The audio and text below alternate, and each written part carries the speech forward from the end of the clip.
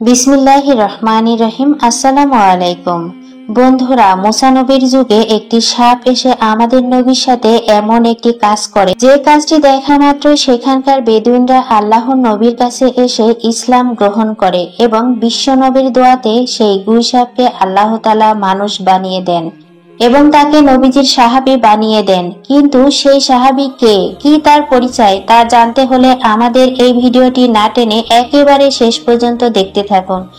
তো বন্ধুরা, ভিডিওটি শুরু করা যাক। একবার একটি হারিসা নামক সাপ কান্না করে মুসা নবীকে বলছে, হে নবী, আপনি একটু আল্লাহ তাআলার কাছে দরখাস্ত করুন, আপনি আল্লাহর কাছে একটু দোয়া করুন, যাতে আখিরি নবীর কাছে আমি ক্ষমা না চাওয়া পর্যন্ত, আমার নবীর সাথে আমি সাক্ষাৎ না করা পর্যন্ত আমার যেন হায়াত বৃদ্ধি করে দেওয়া হয়। তখন হযরত মুসা আলাইহিস সালাম আল্লাহ তাআলার কাছে কান্নাকাটি করে বলছে, হে আল্লাহ, আখেরি নবী তো আসবে সবার শেষে, সে আসতে তো অনেক দেরি, আমার হারিসা সাপ এই অবস্থায় কিভাবে থাকবে? হে আল্লাহ, তুমি তার হায়াত বৃদ্ধি করে দাও। তখন আল্লাহ তাআলা এক গায়েবী আওয়াজের মাধ্যমে মুসা নবীকে জানিয়ে দিলেন, হে মুসা, আমি তোমার দোয়া কবুল করে নিলাম, হারিসার হায়াত বৃদ্ধি করে দিলাম। একটি সময় গিয়ে এই সাপটি মদিনা থেকে মক্কার দিকে রওনা দিল। বিশ্ব নবী হযরত মুহাম্মদ সাল্লাল্লাহু আলাইহি সাল্লাম মক্কাতে কান্না করছে, আর এই সাপটি মদিনায় কান্না করে চলেছে। তখন এই সাপটি বুকের উপর ভর করে মক্কার দিকে রওনা করলেন এবং নবীর কাছে মাপ চাওয়ার জন্য। আর এই সাপটি 6 মাস পর্যন্ত বুকে ভর করে আবু জাহেলের বাড়ির সামনে গিয়ে ক্লান্ত অবস্থায় দাঁড়িয়ে গেলেন। ক্লান্ত হওয়ার কারণে আবু জাহেলের বাড়ির সামনে সাপটি ঘুমিয়ে পড়ল। সকালবেলা সেই বেঈমান আবু জাহেল ঘর থেকে বেরিয়ে যখন তার বাড়ির সামনে সাপটিকে দেখল, তখন একটি লাঠি দিয়ে সাপটির গায়ে আঘাত করা শুরু করলো। তখন সাপটি কান্না করে বলছে, হে আবু জাহেল, তুমি আমাকে মেরো না, আমি সাপ নয়, আমি একজন মানুষ। সাপের মুখে মানুষের কথা শুনে আবু জাহেল অত্যন্ত অবাক হয়ে গেল। তারপর সে চিৎকার করে সবাইকে বলতে লাগলো, হে আমার বিবি, ওরে আমার সৈন্যরা, তোমরা তাড়াতাড়ি আসো, এমন ঘটনা আমি আমার জীবনেও দেখিনি। তখন সবাই সেখানে এসে উপস্থিত হলো এবং আবু জাহেল তাদেরকে বলল, আমি সকালবেলা এই সাপটিকে আমার বাড়ির সামনে দেখলাম, আর আমি যখন আঘাত করলাম এই সাপ দেখি মানুষের মতো কথা বলে। বেঈমান আবু জাহেল তখন সাপটির গায়ে আঘাত করা শুরু করলো। তখন সাপ আবার কান্না করতে করতে বলতে লাগলো, হে আবু জাহেল, তুই আমাকে আর মারিস না, আমাকে একবারের জন্য নবীর সাথে দেখা করতে দে, একবার নবীর কাছে আমাকে যেতে দে, আমাকে মাপ চাওয়ার জন্য নবীর কাছে যেতে হবে। একবার যদি আমার নবী আমাকে ক্ষমা করে দেয়, তারপরে তোর যত মন চায় আমাকে তত মারিস, আমি তোরে বাধা দেব না, আমার জীবনটা নষ্ট করিস না রে, একটু আমাকে যেতে দে। তখন আবু জাহেল সৈন্যদেরকে বলল, এই সাপের গলায় তাড়াতাড়ি শিকল পরিয়ে দাও।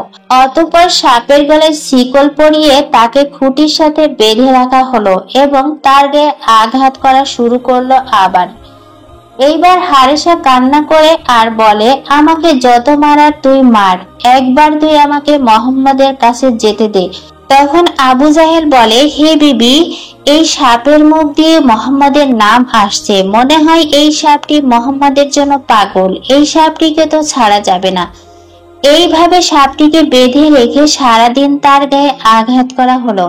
তখন সাপটি আবার কান্না করে বলছে, ও আবু জাহেল, তুই বুঝলি না রে, আমি যদি এই আখিরি নবীর কাছে যেতে না পারি তাহলে তো আমার জীবন ধন্য হবে না, আমি তো মাপ পাবো না, আর জান্নাতে যেতে পারবো না, আমাকে জাহান্নামে চলে যেতে হবে। তুই আমাকে একবারের জন্য হলেও মুহাম্মদ রাসূলুল্লাহ সাল্লাল্লাহু আলাইহি সাল্লামের কাছে যেতে দে, যদি আমার নবী আমাকে মাফ করে দেয়, তারপর তোর যত খুশি আমাকে ততই মারিস। তখন বেঈমান আবু জাহেল বলছে, তুই কথা বলছিস না, তোকে মুহাম্মদ পাঠিয়েছে, কারণ বর্তমানে তার সাথে আমার ঝামেলা চলছে, তাই তোকে পাঠিয়েছে আমার ক্ষতি করার জন্য। সারা দিন সারা রাত সাপটিকে মারার পরে পরদিন সকালবেলা আবার সাপটিকে মারতে শুরু করলো। তখন সাপটি বলতে লাগলো, হে আবু জাহেল, তুমি আমাকে কেন মারছো সেটা আমি বুঝতে পেরেছি। আখিরি নবীর সাথে বেয়াদবি করার কারণে আজ আমার এই শাস্তি হচ্ছে। ও আবু জাহেল, তোকে আমি কথা দিলাম, তোর যত মারতে মন চায় আমাকে মারিস, কিন্তু একটি বারের জন্য হলেও তুই আমাকে আখেরি নবীর সাথে দেখা করার সুযোগ করে দে। হে আবু জাহেল, আমি যদি মোহাম্মদের কাছে গিয়ে মোহাম্মদের পায়ে যদি একটি চুমো দিতে পারি এবং আমাকে যদি মোহাম্মদ ক্ষমা করে দেয় তাহলে আলহামদুলিল্লাহ, আর যদি ক্ষমা না করে তাও আমি তোর কাছে ফিরে আসব। আমি তোকে কথা দিলাম। আবু জাহেল নবীর নাম শোনার কারণে আরো অনেক রেগে গেল, অনেক গরম হয়ে গেল।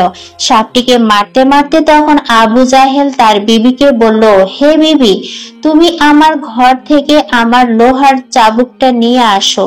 তখন সাপটিকে আবু জাহেল চাবুক মারতে মারতে এবার সাপের লেজের অংশটি কেটে ফেললো। তারপর আবু জাহেল তার বিবিকে বলল, হে আমার বিবি, তুমি আমার ঘরে গিয়ে লবণ নিয়ে আসো। এই সাপটি মোহাম্মদের জাদুর সাপ, এটিকে মেরে ফেলতে হবে। তখন লবণ এনে সাপের গায়ে লাগিয়ে দেওয়ার পরে সাপটি ছটফট করতে লাগলো এবং সাপটি কান্না জড়িত কণ্ঠে বলতে লাগলো, হে আবু জাহেল, তুমি আমার শরীরটাকে কেটে ফেলেছো, আমার গায়ে লবণ লাগিয়ে দিয়েছো, আমি সহ্য করতে পারছি না। তবু এই রক্তমাখা শরীর নিয়ে তুমি একবার আমাকে আখেরি নবীর কাছে যেতে দাও, মোহাম্মদের কাছে যেতে দাও। আমাকে ক্ষমা চাইতে হবে তার কাছে গিয়ে। আমি তোমাকে কথা দিলাম তোমার কাছে আবার ফিরে আসব। আবু জাহেল সাপের কথাটি মানল না, তারপর আরো একটি টুকরা করে ফেললো। এইভাবে সাপটিকে মাঝখান থেকে যখন কাটা হয় তখন সাপটি আর সহ্য করতে না পেরে মাটির সাথে মাথা লাগিয়ে দিল। তখন সাপটি কান্না করে আল্লাহকে বলতে লাগলো, হে আল্লাহ, আমি বুঝে গেছি এই বেঈমান আবু জাহেল আমাকে ছাড়বে না। আমি যদি নবীর কাছে না যেতে পারি তাহলে আমার জীবন ধন্য হবে না, আমার জীবনটা নষ্ট হয়ে যাবে। আমাকে আখেরি নবীর কাছে গিয়ে একটু মাপ চাওয়ার সুযোগ করে দাও, না হলে পরকালে গিয়ে আমি তো জাহান্নামের আগুন সইতে পারবো না। হে আল্লাহ, তুমি যত শাস্তি দেওয়ার আমাকে এই দুনিয়াতেই দাও। অতঃপর একটি পর্যায়ে গিয়ে সাপটিকে মেরেই ফেলা হলো। পুরোপুরি মেরে ফেলার পর আবু জাহেল তার বিবিকে বলছে, এটি তো মোহাম্মদের সাপ, এটি মোহাম্মদের জাদুর সাপ, এটি পুনরায় আবার জীবিত হয়ে যেতে পারে, তাই এটিকে আবার আগুনে পোড়ানো হবে। এটিকে যদি আগুনে পুড়িয়ে দিই তাহলে এটি আর বাঁচতে পারবে না। অতঃপর সাপটিকে আগুনে পোড়াতে লাগলো। যখন সাপটি পুড়তে পুড়তে আগুনে পুড়ে ছাই হয়ে গেল, সেই ছাইগুলোকে একটি পাতিলে নিল এবং পাত্রটির মুখ বন্ধ করে দেওয়া হলো। এইবার আবু জাহেল তার বিবিকে বলছে, হে বিবি, আমরা তো মোহাম্মদের জাদুর সাপকে পুড়িয়ে ফেলেছি। এইবার মোহাম্মদকে গিয়ে পরীক্ষা করব, দেখব তার জাদুবিদ্যা কতটুকু রয়েছে। তাকে গিয়ে আমরা বলবো এই পাতিলের ভিতরে কি রয়েছে। অতঃপর বেঈমান আবু জাহেল মহল্লাতে ঘুরে ঘুরে মহল্লাবাসীকে বলছে, তোমরা কি দেখবে, এই দেখো মোহাম্মদ আমাকে মারার জন্য তার জাদুর সাপটিকে পাঠিয়ে দিয়েছে, আমি সেটিকে মেরে ফেলেছি, তাকে আমি জ্বালিয়ে দিয়েছি। সেই বেঈমান আবু জাহেল মহল্লাতে ঘুরে ঘুরে মহল্লাবাসীকে বলছে, এই যে দেখো, আমি মোহাম্মদের জাদুর সাপটিকে মেরে ফেলেছি, মোহাম্মদের জাদুকে আমি শেষ করে দিয়েছি। এই সব বলে আবু জাহেল গ্রামবাসীকে বোঝাতে চাইছে যে মোহাম্মদের চাইতে তার ক্ষমতা বেশি। নাউজুবিল্লাহ। তখন আবু জাহেল তার সন্তানদেরকে বলছে, চলো আমরা এই সাপটিকে নিয়ে মোহাম্মদের কাছে যাব এবং বলবো এই পাতিলের ভিতরে কি রয়েছে। সে যদি বলতে পারে তাহলে ভালো, আর যদি বলতে না পারে তাহলে আমরা তাকে পিটিয়ে মেরে ফেলবো এবং তাকেও জ্বালিয়ে দিব। অতঃপর সেই বেঈমান আবু জাহেল তার সৈন্যদেরকে নিয়ে আখেরি নবী হযরত মুহাম্মদ সাল্লাল্লাহু আলাইহি সাল্লামের বাড়িতে উপস্থিত হলেন এবং তাকে ডাকতে থাকলো, হে মুহাম্মদ, এদিকে এসো। এবং দেখো আমি তোমার জন্য কি নিয়ে এসেছি। তখন বিশ্বনবী ঘর থেকে বেরিয়ে এসে আবু জাহেলকে দেখলো এবং তার হাতে একটি পাতিল দেখলো। তখন আবু জাহেল বলতে লাগলো, হে মোহাম্মদ, আমার এই পাতিলের ভিতরে কি রয়েছে তুমি যদি বলতে পারো তাহলে আমি কালেমা পড়ে মুসলমান হয়ে যাব, আর যদি বলতে না পারো তাহলে আমরা যে শাস্তি দেব সেটা তোমাকে মাথা পেতে নিতে হবে। তখন বিশ্বনবী বললেন, আমি যদি বলি এই পাতিলের ভিতরে কি রয়েছে তাহলে তুমি কি কালেমা পড়ে মুসলমান হবে? তখন আবু জাহেল বলতে লাগলো, তুমি যদি বলতে পারো এই পাতিলের ভিতরে কি রয়েছে তখন আমি কালেমা পড়ে মুসলমান হয়ে যাব, আর যদি বলতে না পারো তাহলে আমরা যে শাস্তি দেব সেটি তোমাকে মাথা পেতে নিতে হবে। তখন বিশ্বনবী বললেন, হে আবু জাহেল, তোমার পাতিলের ভিতরে কি রয়েছে সেটা আমি না বলে যদি ওই পাতিলের ভিতরে যে জিনিসটি রয়েছে সে নিজের মুখে বলে তাহলে কি হবে? তখন আবু জাহেল বলতে লাগলো, তাহলে তো অনেক ভালোই হয়, ঘটনাটা আরো অনেক বেশি পরিষ্কার হয়ে যাবে যদি এই পাতিলের ভিতরে কি রয়েছে সে যদি নিজেই বলতে পারে, নিজের মুখ দিয়ে যদি সে স্বীকারোক্তি দিতে পারে তাহলে তো আর কোনো সমস্যাই নেই, আর আমি কালেমা পড়ে তখন মুসলমান হয়ে যাব। আর যদি পাতিলের ভিতরে কি আছে সেটা যদি কথা বলতে না পারে তাহলে আমরা যে শাস্তি তোমাকে দেব সেটাই তোমাকে মেনে নিতে হবে। বিশ্বনবী তখন বললেন, ঠিক আছে, আমি তোমার চ্যালেঞ্জ গ্রহণ করলাম। পাতিলের ভিতরে কি আছে সেটা যদি কথা বলতে না পারে তাহলে তোমরা যে শাস্তি দেবে সেটি আমি মাথা পেতে নেব। অতঃপর আবু জাহেল সবাইকে বলছে, হে মহল্লাবাসীরা, তোমরা সকলেই শোনো, মোহাম্মদ বলছে এই পাতিলের ভিতরে কি রয়েছে সেটি নিজের মুখে বলবে, আর যদি না বলতে পারে তাহলে আমরা মোহাম্মদকে যে শাস্তি দেব সেটি মোহাম্মদ মাথা পেতে নেবে, সুতরাং তোমরা সকলেই সাক্ষী থাকো। অতঃপর বিশ্বনবী এবং আবু জাহেলের লোক সবাই মিলে বড় একটি মাঠের ভিতরে জড়ো হলো। চারিদিকে মানুষ রয়েছে আর মাঠের মাঝখানে বিশ্বনবী এবং আবু জাহেল রয়েছে। হযরত মুহাম্মদ সাল্লাল্লাহু আলাইহি সাল্লাম তখন পাতিলের দিকে তাকিয়ে তার শাহাদত আঙ্গুলটি ইশারা করে বলতে লাগলো, কে তুমি কে? আমার আল্লাহর হুকুমে তুমি কথা বলা শুরু করো। তখন আল্লাহ তাআলা জিব্রাইল আলাইহিস সালামকে ডেকে বলল, হে জিব্রাইল, তুমি দেখো আমার বন্ধু নবী যখন পাতিলের দিকে ইশারা করেছে তখন তুমি সাথে সাথে সাপটিকে পুনরায় আবার জীবিত করে দেবে। আল্লাহর এই হুকুম পাওয়া মাত্রই হযরত জিব্রাইল আলাইহিস সালাম সাপটিকে পাতিলের ভিতরে জীবিত করে দিলেন। তারপর বিশ্বনবী যখন শাহাদত আঙ্গুলটি পাতিলের দিকে দেখিয়ে বলতে লাগলো, কে তুমি? কে আল্লাহর হুকুমে কথা বলো। এবার সাপটি কান্না করে বলছে, নবী গো, আমি হলাম মুসা নবীর উম্মত, আমার নাম হচ্ছে হারেসা। হে নবী, আমি আপনার কাছে আসতে গিয়ে মদিনা থেকে বুকের উপর ভর করে হাঁটতে হাঁটতে 6 মাস পর্যন্ত হাঁটার কারণে অনেক ক্লান্ত হয়ে গিয়েছিলাম। তখন আমি এই বেঈমানের বাড়ির সামনে একটু বিশ্রাম নিচ্ছিলাম, একটু ঘুমিয়ে পড়েছিলাম। এই বেঈমান সকালবেলা আমাকে দেখার পর আমাকে বেঁধে অনেক মেরেছিল। আমি অনেক বুঝিয়েছিলাম আপনার কাছে আসার জন্য, যেন একটু আমাকে সুযোগ করে দেয়, কিন্তু এই বেঈমান আমার কোনো কথাই শোনে নাই। সে আমাকে শিকল দিয়ে বেঁধে দিনরাত আঘাত করেছে এবং আমাকে মেরে ফেলেছে। একটি পর্যায়ে সে আমাকে জ্বালিয়ে দিয়ে ছাই করে এই ছাইগুলো এই পাত্রটিতে ঢুকিয়ে রেখেছে। তখন বিশ্বনবী আবু জাহেলের দিকে তাকিয়ে বলল, তুমি কি দেখেছো তোমার পাতিলের ভিতরে কি রয়েছে? তখন আবু জাহেল তার হাত থেকে পাতিলটি ফেলে দিল, সাথে সাথে সাপটি পাতিল থেকে বের হয়ে আসলো। তখন সাপটি আবু জাহেলকে মারার জন্য দৌড়াতে লাগলো। তখন আবু জাহেল দৌড়াতে দৌড়াতে বিশ্বনবীকে বলতে লাগলো, হে মোহাম্মদ, তুমি তাড়াতাড়ি তোমার সাপকে থামাও। তখন বিশ্বনবী সাপটিকে লক্ষ্য করে বলল, হে সাপ, তুমি থামো। তখন সাপটি নবীজিকে বলল, নবী গো, আমি আপনার নাম জপার কারণে অপরাধী হয়ে গিয়েছি। এই আবু জাহেল আমাকে এত বেশি আঘাত করেছে, এত বেশি কষ্ট দিয়েছে যে আমি বলে বোঝাতে পারবো না। তাই আজকে আমি ওকে শেষ করে ফেলবো, আমি ওকে ধ্বংস করে দেব। আবু জাহেল তখন ভয়ে ভয়ে বলতে লাগলো, হে মোহাম্মদ, কিছুই তো বুঝতে পারছি না।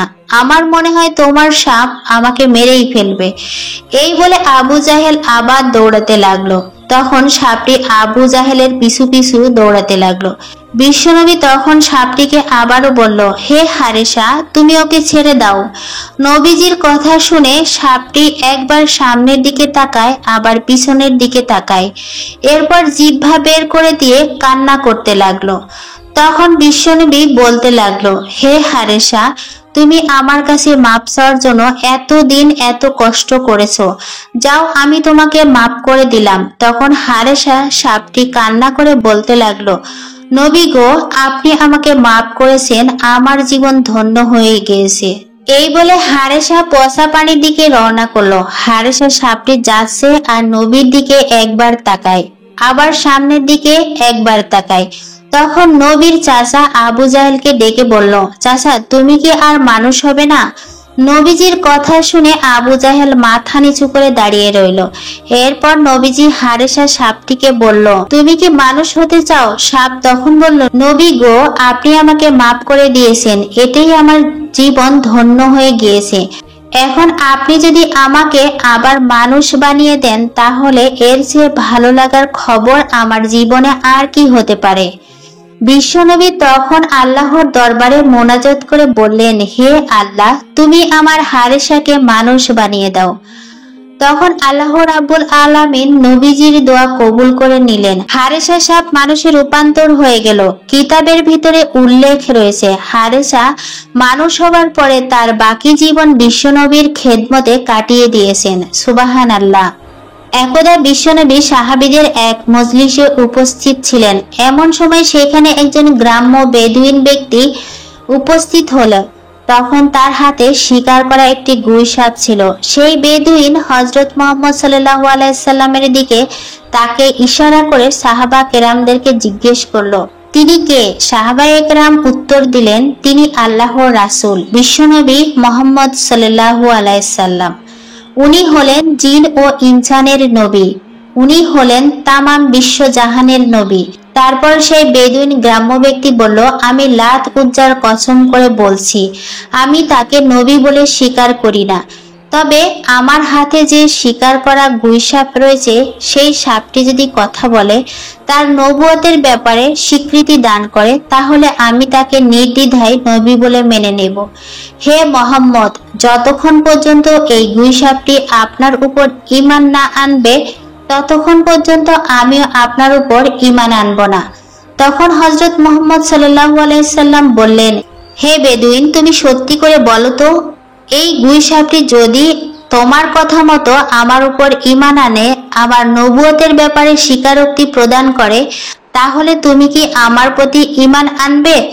তখন বেদুইন ব্যক্তি জবাব দিল, যদি সত্যি এটা হয়, তাহলে আমি নির্দ্বিধায় তোমাকে নবী বলে স্বীকার করে নেব এবং তোমার প্রতি ঈমান আনব।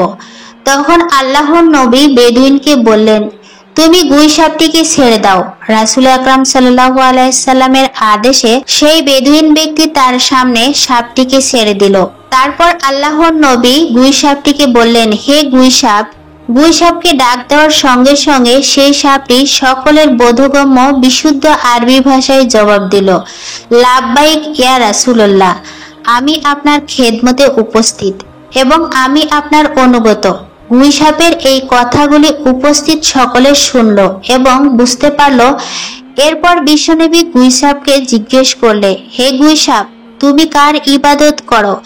জবাবে গুই সাপ বলল, আমি ওই আল্লাহর ইবাদত করি, যার আরশ আকাশে, যার রাজত্ব দুনিয়াতে, যিনি সমুদ্রের ভিতরে পথ সৃষ্টি করেছেন, যিনি বেহেশতের রহমত এবং দোজখে আযাব সৃষ্টি করেছেন।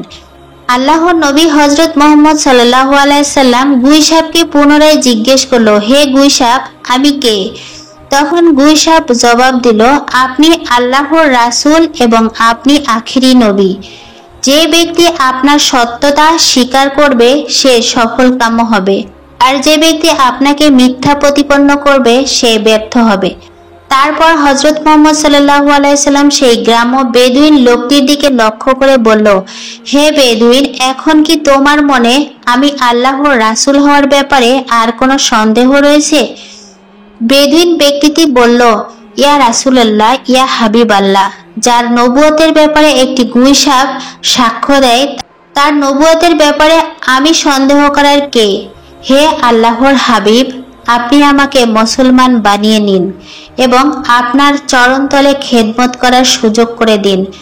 তখন সেই বেদুইন হুজুর আকরাম সাল্লাল্লাহু আলাইহি সাল্লামের হাতে হাত রেখে কালেমা পড়ে মুসলমান হয়ে গেল। সুবহানাল্লাহ, সুবহানাল্লাহ। প্রিয় বন্ধুরা, এই ছিল আমাদের আজকের ভিডিও। আল্লাহ পাক রব্বুল আলামিন আমাদের সবাইকে বিশ্বনবীর দেখানো পথে চলার তৌফিক দান করুন। আমিন। সকলে কমেন্টে লিখুন আমিন।